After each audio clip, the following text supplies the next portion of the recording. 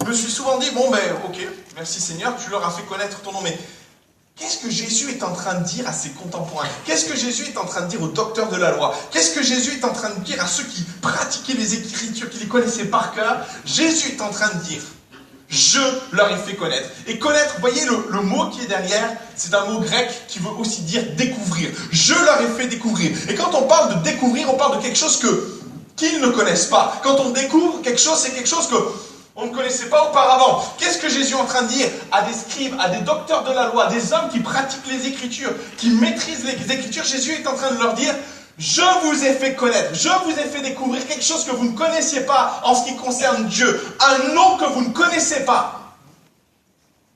Moi, j'imagine que les scribes, les pharisiens, les docteurs de la loi ont vu leurs cheveux se dresser sur la tête. Et comprenez, ce sont des hommes qui sont bercés dans les Écritures depuis l'enfance, qui les connaissent par moments par cœur. Et quelque part, eux, ils sont docteurs. Jésus, il est quoi? Je vous pose la question, qu'est-ce que Jésus est? Alors certes, pour nous, c'est un prophète, mais pour eux, Jésus, c'est un charpentier. C'est un gars qui vient d'un bled qui s'appelle Nazareth. Et pour beaucoup, Nazareth, c'est un coin paumé où rien ne peut sortir de bon. Aussi quand Jésus, qui est charpentier, venant d'un bled qui s'appelle Nazareth, leur dit, moi, je vous ai fait découvrir un des noms de Dieu, ça a dû poser problème. Parce qu'eux, ils connaissent les noms de Dieu. Parce qu'eux, ils les ont pratiqués, ils les ont étudiés, ils les ont scrutés, ils les ont sortis des Écritures. Les El Shaddai, les Elohim, Adonai, ils les connaissaient par cœur.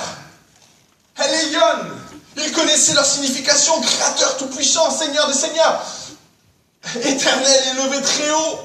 Ils les connaissaient, tous ces noms, ils les prononçaient, ils les pratiquaient. Il y en a un même qui ne le prononçait plus. Le tétragramme. Est-ce que vous connaissez le tétragramme? Yahweh. C'est un nom que la tradition, en tout cas dans l'esprit des Juifs, c'est un nom particulier parce que c'est le nom qui est utilisé dans les 10 commandements. Tu n'invoqueras pas le nom de l'Éternel ton Dieu en vain. Tant et si bien que dans la tradition raconte que quand ils ont lu ce texte, quand ils ont reçu ce commandement, ils ont décidé de ne plus prononcer le nom de Dieu, le tétragramme. Aussi, ils en ont perdu la prononciation. Alors, il y a des prononciations qui ont émergé. Yahweh, que nous connaissons, mais il y a un autre, Jéhovah, qui sont des hypothèses de prononciation, mais qui ne sont pas forcément la prononciation réelle. Les Juifs ont oublié. Ils ont décidé de ne plus prononcer ce nom au point de l'oublier. Aujourd'hui, plus personne ne sait sur Terre comment se prononcer ce nom. Spécial, non? Aussi, nous avons Yahweh, nous avons Jéhovah, mais nous ne savons pas quel est réellement ce nom, comment il se prononce en tout cas. Et tout ça pour vous dire que les Juifs étaient familiarisés avec les noms que Dieu avait, les noms que l'Ancien Testament a donnés à Dieu. Et là, Jésus est en train de leur dire, moi, charpentier du village de Nazareth, moi, je vous ai fait découvrir un nom que vous ne connaissiez pas. Alors, si déjà le fait de découvrir un nom qu'ils ne connaissaient pas était un choc, quel est ce nom? Vous allez me dire, mais quel est ce nom, Pierre? Parce que c'est quand même énorme ce que tu es en train de nous dire là. Si les Juifs ne connaissaient pas un nom, quel est ce nom? Parce qu'on a besoin de le connaître. Alors oui, en effet, pour les Juifs de l'époque, ça a été une révélation. Mais pour nous, c'est quelque chose qui tombe sous le sens. Et la réponse à cette question, quel est ce nom que Jésus va révéler à ses contemporains, nous la trouvons quelques versets au-dessus de notre verset d'introduction. Très bien. Verset 24. Père, je veux que là où je suis, ceux que tu m'as donnés soient aussi avec moi, afin qu'ils voient ma gloire, la gloire que tu m'as donnée, parce que tu m'as aimé avant la fondation du monde. Verset 25. Père juste, le monde ne t'a point connu, mais moi je t'ai connu, et ceux-ci ont connu que tu m'as envoyé. Verset 26. Je leur ai fait connaître ton nom, et je leur ai fait connaître afin que l'amour dont tu m'as aimé soit en eux, et que je sois en eux. Quel est ce nom? Vous m'avez suivi? Père. Ce nom, c'est Père. Et plus précisément parce que Jésus ne parlait pas en grec. Il parlait en araméen. Et le mot que Jésus a employé, le mot que Jésus emploie à chaque fois lorsqu'il parle du Père, c'est Abba. Voilà la révélation que Jésus a donnée à sa génération. Nous sommes habitués au Père, au Fils, au Saint-Esprit, mais avant Jésus, la génération, les contemporains de Jésus, connaissaient Dieu comme celui qui était très élevé, comme le Yahweh, comme celui qui était tout puissant. El Shaddai. Ils le connaissaient sous ces noms. Mais quand Jésus vient dans sa génération, il leur dit, voilà, je vous fais connaître le nouveau nom qu'il vous manque, que vous ne connaissez pas. Abba. Ça a été une révolution. Parce que en juif, en hébreu en tout cas, Abba veut dire à la fois père, mais ça veut dire aussi papa. Et dans les familles, on appelle le papa, on dit Abba. Et quand les enfants s'adressent à leur père, c'est Ab, mais ça veut dire plutôt père, mais Abba, ça veut dire plutôt papa. Mais cela dit, comprenez ce qui se passe. Jésus est en train d'amener une révélation dans sa génération, quelque chose que les Juifs, que les docteurs de la loi n'avaient jamais vu. Personne n'avait entendu une chose pareille. Personne n'avait annoncé Dieu de cette façon-là. Personne n'avait déclaré, n'avait imaginé pouvoir mettre papa à la place de Dieu. Aussi, tous les Juifs, quand ils s'adressaient à Dieu, ils s'adressaient à El Shaddai, ils s'adressaient à Adonai, ils s'adressaient à des noms qui sont significatifs, qui magnifient la grandeur de Dieu, qui magnifient et qui expriment la grandeur, la toute-puissance de l'Éternel. Mais quand Jésus parle de Dieu, rares sont les fois où Jésus s'adresse à Dieu par El Shaddai, par Adonai. La plupart du temps, dans 99% des cas, quand Jésus s'adresse à Dieu, il l'appelle comment? Père. Et ça, c'est une révolution. Si Jésus leur a fait découvrir un nom, c'est un premier choc. Mais le deuxième, c'est de comprendre que ce Dieu qui est si élevé, si éloigné, si intouchable, si inaccessible, peut être appelé Papa.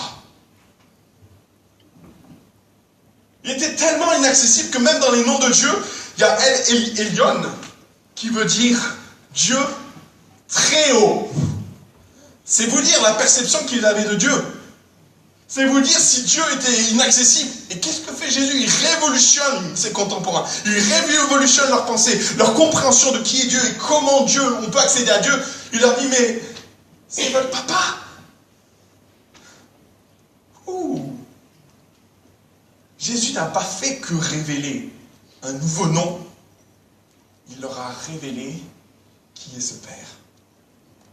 Et ça, c'est extraordinaire parce que la plupart des enseignements de Jésus parlent du royaume des cieux, parlent de retour, mais près de 200 fois, Jésus va parler de son Père. La plupart des enseignements de Jésus font référence à Dieu, le Père. Lisez les écrits, lisez les évangiles, vous verrez que ce que je vous dis, c'est juste frappant. Quand on commence à lire les Écritures, on commence à réaliser que ce que Jésus fait, qu'est-ce que Jésus entreprend dès le début de son ministère, c'est de révéler à sa génération que Dieu n'est pas celui qui est éloigné, El Elohim, mais qu'il est Dieu le Père, qu'il est proche, qu'il est aimant, qu'il veut s'occuper de nous, qu'il est attentionné. Voilà ce que s'est attaché à faire Jésus pendant presque 3 ans de ministère, à révéler le Père à sa génération. Une facette de la personnalité de Dieu que le monde contemporain de Jésus n'envisageait pas, ne voyait pas dans la personne de Dieu. Alors, dès le début de son ministère, quand les disciples vont venir vers Jésus, ils vont lui dire, mais Jésus, comment faut-il prier? Qu'est-ce que va dire Jésus? Comment faut-il prier? Quelle est la première chose que Jésus dit? Notre Père qui est dans les cieux. Et je vais vous dire quel est le dernier mot que Jésus a prononcé sur terre avant de mourir sur la croix. Père, pardonne-leur, mais il dit aussi une autre chose. La dernière parole. Père, entre tes mains, je remets mon esprit. Et la Bible dit que sur ses mots, il expira. Il commence avec Père, il finit avec Père. Et comprenez que pour les contemporains de Jésus, c'était révolutionnaire. De ne pas envisager Dieu comme ce Dieu éloigné, lointain, mais d'envisager Dieu comme un papa. Et Jésus a essayé d'influencer, a essayé de communiquer ça à sa génération, a essayé de leur faire comprendre qui était Dieu. Il a révélé un nouveau nom, mais il a révélé qui était Dieu. Il a révélé qui était ce Père. Un Père attentionné. Quand on s'imagine un Dieu qui est éloigné, qui est juste inaccessible, quand Jésus vient à nous faire comprendre qu'il est un Dieu attentionné, et il le fait au travers d'un texte, je trouve vraiment magnifique. On va le partager rapidement dans Marc chapitre 6, verset 25. Vous connaissez ce passage. Et c'est Jésus qui explique qu'il y a les animaux qui ni ne moissonnent, ni ne récoltent, mais pourtant, leur Père, notre Père, ce qui est dans les cieux, les nourrit bien. Et il finit, verset 26, ne valez-vous pas beaucoup plus qu'eux? Et il précise juste à la fin de ce texte, verset 32, car toutes ces choses, ce sont les païens qui les cherchent, en parlant du manger, du boire, du vêtement, où il y a une pression sur nous, une inquiétude qui règne. Mais Jésus est en train de dire, mais c'est les païens qui s'en inquiètent, parce que nous qui sommes enfants de Dieu, nous avons un Père dans les cieux qui sait que nous en avons besoin. Amen. Jésus est en train de dépeindre la figure du Père céleste comme un Dieu qui est attentionné et qui sait ce dont on a besoin. Amen. Et Jésus prend le temps de dessiner les contours de cette personne. Et je suis sûr que les enseignements, le peuple qui était là, qui a entendu les paroles de Jésus, était ébahi, ou peut-être dans une révolte d'entendre que ce Dieu qui est dans les cieux peut se préoccuper de nos besoins. Oui, il s'en préoccupe. C'est un papa céleste qui sait s'occuper de ses enfants. Un autre texte qui est juste magnifique, qui m'a beaucoup parlé, mais peut-être juste avant de parler de Matthieu chapitre 7, il y a une histoire qui m'a interpellé, peut-être vous la connaissez, c'est il y a quelques années, il y a pas mal de temps maintenant, en 1988, le 7 décembre, il y a eu un horrible tremblement de terre en Arménie. Et je me souviens de certaines images, j'étais petit, mais j'ai été marqué de voir l'ampleur de la catastrophe. Il y a plus de 20 000 personnes qui sont mortes, il y a des villages qui ont été rasés, des villes qui ont été détruites, ça a été une catastrophe naturelle sans précédent. Et à la suite de ce tremblement de terre, quelques instants après que le tremblement de terre s'est arrêté, il y a une histoire qui a couru comme quoi un père, qui, une fois que le tremblement de terre s'est arrêté en Arménie, a couru à l'école où se trouvait son fils. Et lorsque ce père arrive devant l'école où se trouve son fils, il est consterné parce que l'école s'est effondrée sur ceux qui y étaient à l'intérieur. Et il y a son fils à l'intérieur, il y avait déjà des personnes qui étaient autour, et puis beaucoup se disaient, mais vu l'ampleur de la catastrophe, vu dans l'état où était l'école, beaucoup ont dit, mais c'est pas la peine d'essayer, c'est trop tard, c'est fini. Ils ont dû tous mourir dans cet horrible tremblement de terre. L'école s'est effondrée sur les enfants. Et il y avait déjà des parents qui étaient là en train de pleurer leurs enfants, en train de dire c'est une catastrophe, nos enfants sont perdus et il n'y a plus rien à faire. Mais ce père, devant la catastrophe, devant l'école effondrée, devant les gravats, a eu comme un choc dans son cœur parce qu'il avait fait une promesse à son fils. Et la promesse était la suivante, mon fils, quoi qu'il puisse arriver dans ta vie, je serai toujours là pour t'aider, je serai toujours là pour soutenir. Alors que des parents sont en train de pleurer la mort hypothétique de leurs enfants, ce père décide de se jeter dans les gravats et commence à creuser toutes ses forces. Il y a des gens qui sont venus, des parents qui ont dit à ce père, mais te fais pas plus de mal. Arrête, ça sert à rien, c'est déjà trop tard, c'est fini, laisse tomber. Mais ce père, parce qu'il avait fait cette promesse, avait continué à creuser pendant des heures et des heures seul. Pas une seule personne n'est venue l'aider tellement l'ampleur du désastre était très là et amené à penser les gens que c'était trop tard, que c'était fini. Mais ce père, pendant des heures, et parce qu'il avait fait cette promesse, a commencé à creuser pendant des heures. Il y a le chiffre exact, je ne me souviens plus, mais il y a plus de 24 heures. Pendant 24 heures, ce père sans relâche a persévéré et a creusé. Seul. Et au bout d'un moment, alors qu'il creuse, il en a un gros débris. Et le texte raconte, l'histoire raconte que ce père a entendu la voix d'enfant. Alors qu'il est en train de creuser, il se rend compte, il entend des voix d'enfant. Alors, il sait qu'il est au-dessus de la classe de son fils. Il prononce le nom de son fils. Il l'appelle « Armand, est-ce que tu es là ?» Et sous ses pieds, il entend la voix fluette de son garçon qui dit « Papa, je suis là. » Alors il commence à creuser. Il y a des personnes qui viennent à lui et ce jour-là se perd. Parce qu'il avait fait une promesse à son fils, à sauver une vingtaine d'enfants d'une mort certaine. Alors que beaucoup pensaient que c'était terminé, alors que beaucoup pensaient qu'il était mort, c'était fini. Ce père a persévéré. Ce jour-là, ce père a sauvé 20 enfants. L'histoire raconte que, quelque temps après, le fils a dit à son père, papa, je savais que tu allais venir. Et je l'ai dit à tout le monde, je l'ai dit à tous ceux qui étaient là avec moi en dessous, j'ai dit, ne vous inquiétez pas, mon père viendra parce qu'il me l'a promis que je pouvais compter sur lui.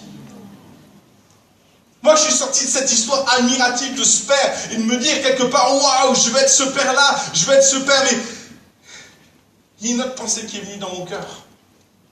C'est celle que Jésus va dire dans ce passage magnifique. Si donc méchant comme vous l'êtes, vous savez donner de bonnes choses à ses enfants, à vos enfants, et ce père qui sait donner de bonnes choses à ses enfants, à combien plus forte raison votre Père qui est dans les cieux donnera-t-il de bonnes choses à ceux qui les lui demandent. Autrement dit, autant je peux être admiratif de ce Père qui s'est battu pour sortir son fils du trou, autant Jésus est en train de nous dire au travers de ce passage que son Père, que notre Père qui est dans les cieux est meilleur que le meilleur des pères ici-bas.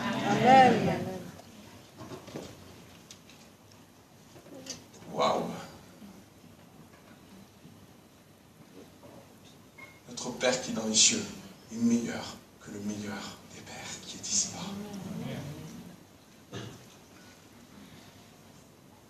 Quelle révélation Jésus nous donne de ce Père. Quelle révélation il a donnée à une génération, à sa génération qui n'avait même pas idée que dans le ciel, il y avait un Père aussi attentionné. Il y a ce texte magnifique parce que Jésus est allé plus loin. Quand nous connaissons Jean 3,16 où il nous dit car Dieu a tant aimé le monde qu'il a donné son Fils unique. Il y a un texte aussi magnifique dans Jean, dans l'épître de Jean qui nous dit mais voyez de quel amour le Père nous a tant aimés.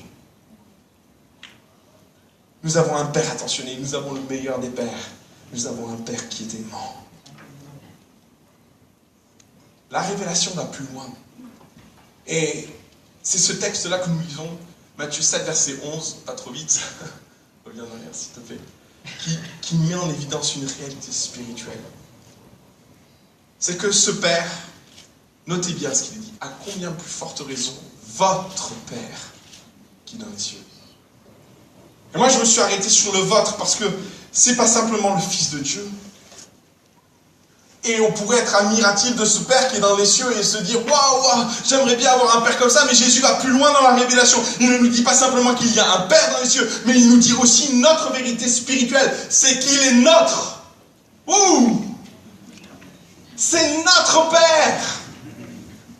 Oh oui, c'est certes celui de ton voisin, oui, mais c'est avant tout aussi ton papa à toi. Vous n'êtes pas réveillés, hein?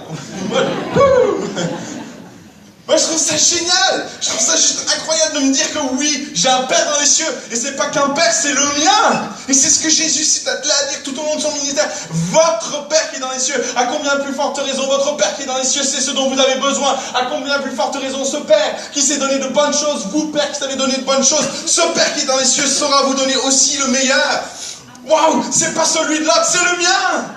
Et il y a quelque chose de glorieux dans ce que Jésus annonce. Parce que, je vais vous dire, cette vérité-là, elle n'a pas été gratuite. Si Jésus peut nous dire que c'est notre Père, si Jésus peut dire que ce Père qui est le sien est le nôtre aussi, ce n'est pas le fruit du hasard, ce n'est pas le fruit d'une nature ou d'un amour débordant de Dieu, c'est parce que Jésus en a payé le prix.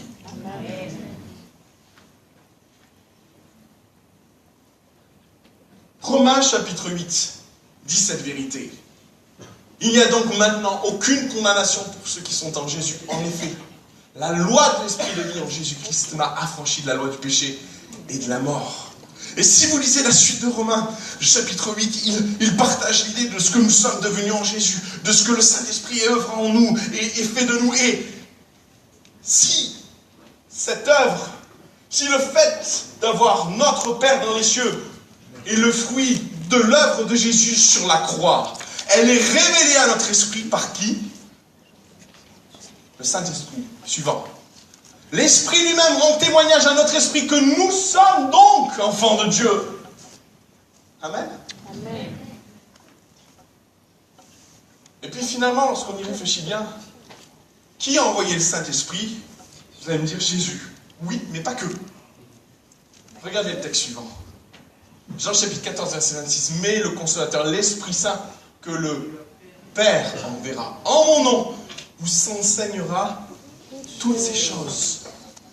C'est le Saint-Esprit qui vous enseigne que vous êtes enfants de Dieu, mes amis. Mais c'est le Père qui l'a envoyé. Aussi, même dans la révélation de la paternité qu'il y a en Dieu, nous retrouvons le Père, le Fils et le Saint-Esprit. Amen. Waouh! Les trois s'unissent pour nous dire que nous avons un papa dans les cieux. Et moi, je trouve ça juste fantastique. C'est l'œuvre manifestée de Jésus à la croix, qui est révélée par le Saint-Esprit, à notre esprit que nous sommes enfants de Dieu, esprit qui lui-même a été envoyé par Dieu le Père afin de nous révéler tout ça. Les trois s'y mettent. Waouh, pour nous révéler qui est le Père. Comprenez, quand Jésus nous parle du Père, il fait bien plus que simplement nous partager une réalité spirituelle. Il est en train d'amener une révélation à sa génération, comme une révélation pour nous, une révélation d'une importance capitale. Aussi, il y a un texte qui conclut tout ça dans Romains chapitre 8, verset 15, c'est le texte suivant. Il dit ceci: et vous n'avez point reçu un esprit de servitude, mais pour être encore dans la crainte, mais vous avez reçu un esprit d'adoption par lequel nous crions Abba, Père. Voilà la conclusion, voilà la conséquence. Jésus a initié quelque chose dans son arrivée. Le Saint-Esprit l'a confirmé à nos cœurs. Nous avons un Père dans les cieux. Waouh!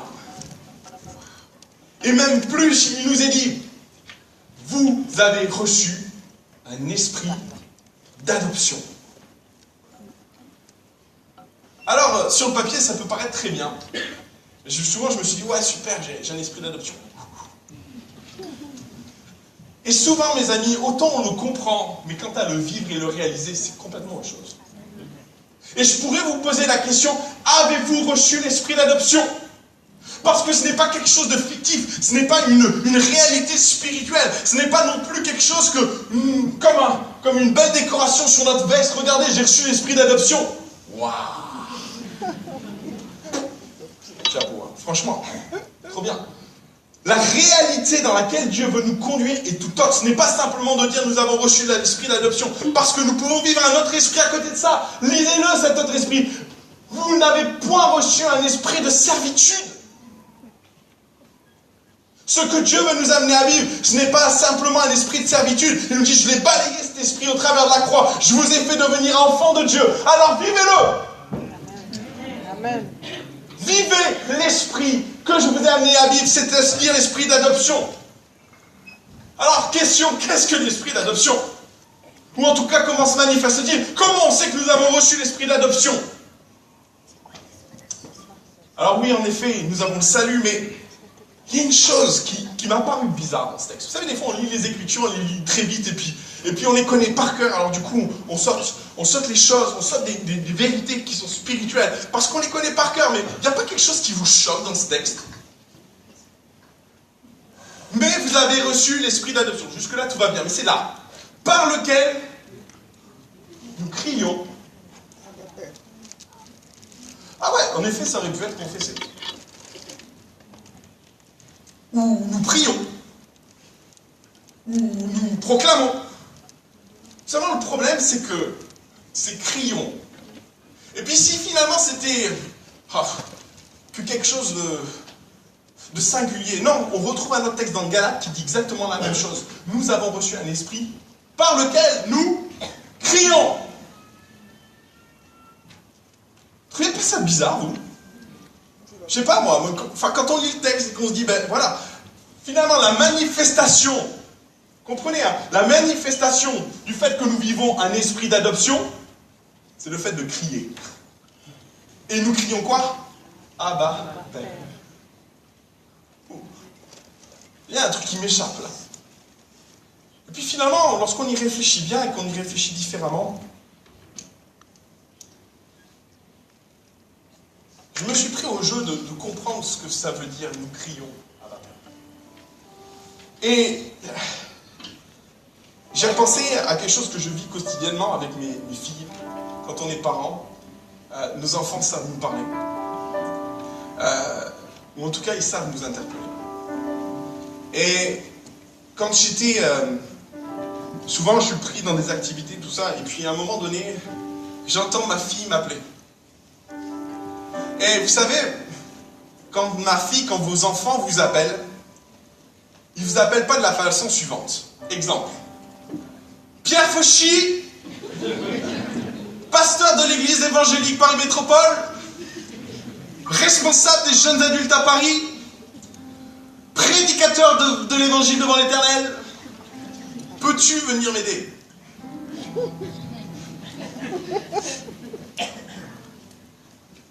Vous savez, quand vos parents, quand vos enfants ont besoin de vous,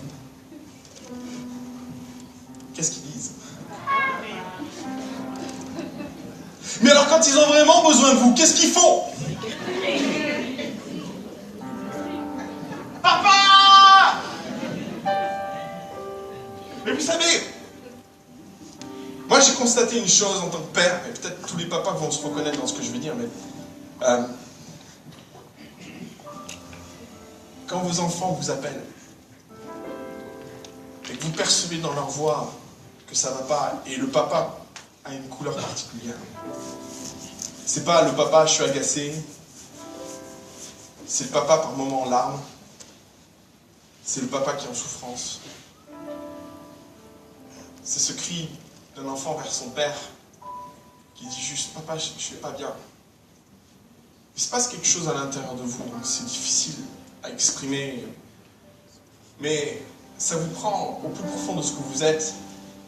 C'est ce qui vous fait vous lever la nuit. C'est ce qui vous fait vous déplacer lorsque vous êtes fatigué. C'est ce qui vous fait aller de l'avant par moments quand les forces vous manquent. Papa. Et je voudrais vous amener à comprendre une réalité spirituelle qui nous échappe bien souvent. Dieu n'est pas si éloigné que ça de nous.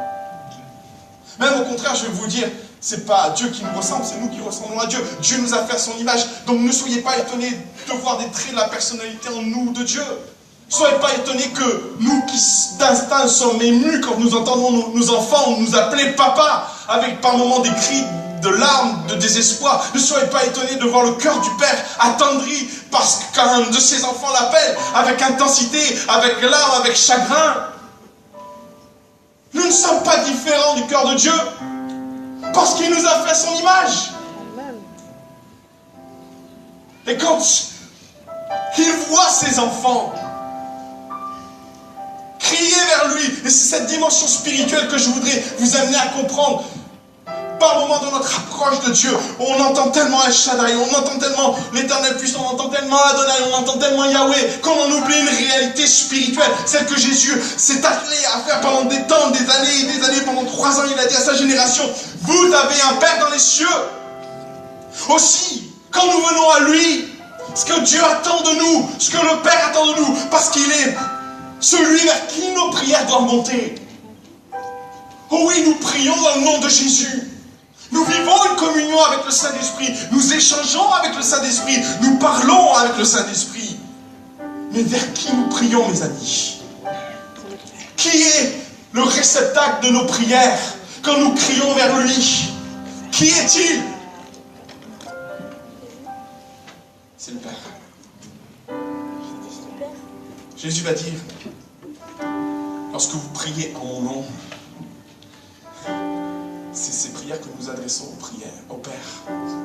Et nous venons avec la personne de Jésus auprès du Père. Et nous lui disons, Père, à cause de ton Fils Jésus, je suis ton enfant par adoption. Et c'est dans cette dimension que le Père veut nous voir rentrer, mes amis. Ce qu'il veut voir, c'est des enfants capables de venir à ses pieds. Et c'est là que la révélation a du sens. Dieu va être touché par ses enfants. qui s'adresse à lui plus que par des prières qui vont l'honorer et le louer. Je pense souvent à Jairus qui se perd perdu, voyant sa fille en train de mourir. Il n'y a plus de forme là, les amis. Il n'y a plus de décor, il n'y a plus de belles paroles. Il n'y a plus de titres non plus. Mais il y a un homme désespéré qui vient au pied de Jésus. La Bible dit qu'il se jette au pied de Jésus. Ma fille est au bord de la mort, viens. Elle est à l'extrémité de la mort, viens. Par moments, ce que Dieu attend de nous, c'est que nous venions à ses pieds comme des enfants. Et poussés par le Saint-Esprit, nous ne parlerons pas à El Shaddai, nous ne parlerons pas au Dieu Tout-Puissant, mais nous le savons. Mais nous parlerons à notre Papa Céleste, celui qui veut nous secourir, celui qui est attentif à nos besoins, celui qui sait ce dont on a besoin si seulement nous pouvions être des enfants. Jésus va dire une vérité spirituelle. Il va dire une fois, si vous ne devenez comme des petits-enfants. Vous connaissez la suite? Jésus est en train d'établir une règle spirituelle, c'est que si nous voulons voir notre Père agir, il faut que nous soyons ses enfants. Et ça passe par une démarche spirituelle dans notre cœur. Es-tu un enfant du Seigneur? Vis-tu l'esprit d'adoption en toi? Acceptes-tu de revêtir cet habit, ou cet état d'esprit, cet esprit qui t'amène à vivre l'adoption, qui t'amène à crier vers ton Dieu, Papa? Jésus nous a laissé plein d'exemples. À Gethsémanée, dans Marc chapitre 14, verset 36, il dit: Ah, mon Père, toutes choses te sont possibles. Et là, comprenez, ce n'est plus le sauveur de l'humanité qui s'adresse à un Dieu, à son Dieu, c'est Jésus. Mais c'est un enfant qui s'adresse à son Père. Pour qui toutes choses sont possibles. Et il le sait, Jésus. Éloigne de moi cette coupe, Papa, s'il te plaît.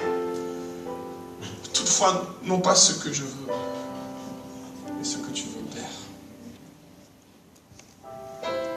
Cet après-midi, Dieu cherche des enfants.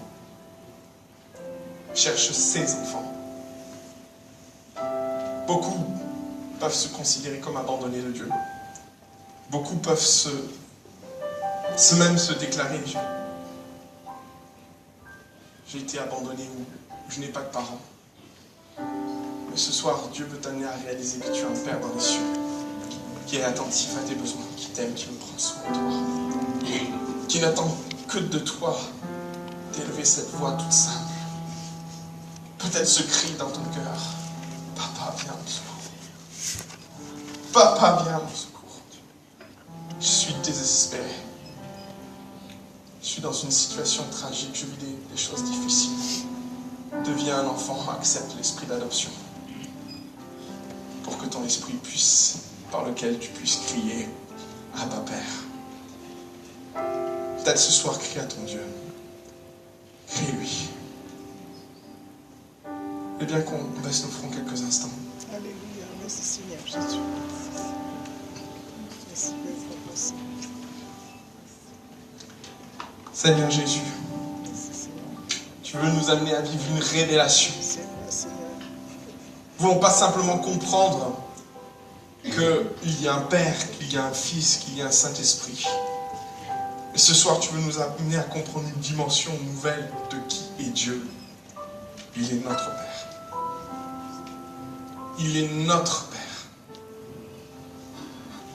Et peut-être cet après-midi, il est une chose de comprendre que nous avons un Père qui est dans les cieux, mais il en est tout autre de réaliser ce qu'il en est exactement. Parce que quand nous nous réalisons, le Saint-Esprit nous dit que nous avons reçu un esprit d'adoption. Et aussi, c'est ce même esprit qui nous amène à crier « Abba Père ». Et cet après-midi, tu as sur ton cœur un lourd fardeau qui va commencer par Papa. Il y a ce fardeau sur ton cœur qui commence par simplement Papa, je ne peux plus là. Cette prière, c'est comme si tu reconnaissais l'autorité de ton Père sur ta vie. C'est la protection que tu vas chercher auprès de lui, c'est les bras d'amour que tu vas chercher auprès de lui, c'est la compassion que tu viens chercher vers lui. Deviens un enfant. Accepte l'esprit d'adoption pour vivre cette relation père-enfant que Dieu veut te faire découvrir ce soir. Deviens enfant. Accepte l'esprit d'adoption pour crier Abba Père, Papa, Papa. C'est d'autant plus difficile par moments lorsqu'on n'a pas vécu, qu'on n'a pas connu son papa, combien c'est difficile de rentrer dans cette relation. Mais en même temps, ce soir, Jésus nous le dit, vous avez un papa dans les cieux qui veut prendre soin de toi, qui veut prendre soin de ta vie, qui veut pourvoir à tes besoins, qui est comme ce père, lorsque le fils prodigue rentre à la maison, qui voit son fils arriver. C'est le seul passage où il nous est dit ça, mais où le père va courir vers son fils. Il y a un père qui veut courir vers toi ce soir. Il y a un père qui veut courir vers toi ce soir. Alors, Esprit de Dieu, viens révéler à notre esprit que nous sommes enfants de Dieu. Pour que, poussés par celui-ci, nous puissions crier Abba Père. Au nom de Jésus. Au nom de Jésus. Amen. Amen. Alléluia. Vous êtes magnifiques.